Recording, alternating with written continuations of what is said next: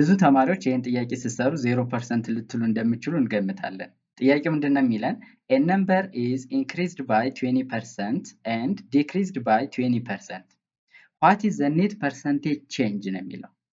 ስለዚህ በ20% ጨምሮ በ20% ከቀነሰ 0% ልትሉ ትችላላችሁ።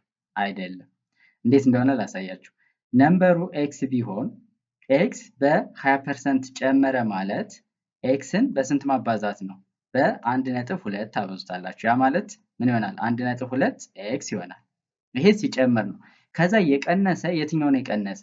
ይሄኛው ቁጥር ነው የሚቀንሰው። ከጨመረ በኋላ ነው የሚቀንሰው። ስለዚህ መቀነስ ደግሞ ሲሆን ከ100% ላይ ስንት ነው የሚቀንሰው? የቀነሰው 20% ስለሆነ 80% እንላለን ማለት ነው። ከዛ በኋላ በ80% ሆኗል ማለት ምን ማለት ነው? 0.8 ሲባዛ በ1.2 ኤክስ ይሆናል ማለት ነው። ይሄ አሁን ላይ ያለው ነው።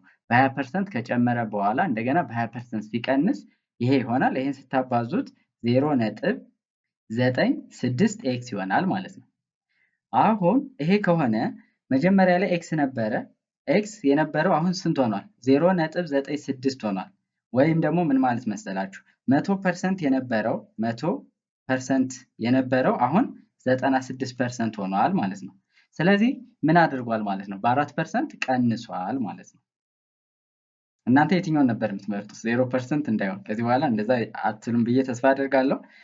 ይሄኛውን እስኪ በዚህኛው መሰረት ስሩልን። a number is decreased by 40%. በ40% ቀነሰ፣ እንደገና በ60% ጨመረ። ኔት ፐርሰንቴጅ ቼንጁ ስንት ነው? መልሳችሁን ኮሜንት ሴክሽን ላይ ያስቀምጡልን።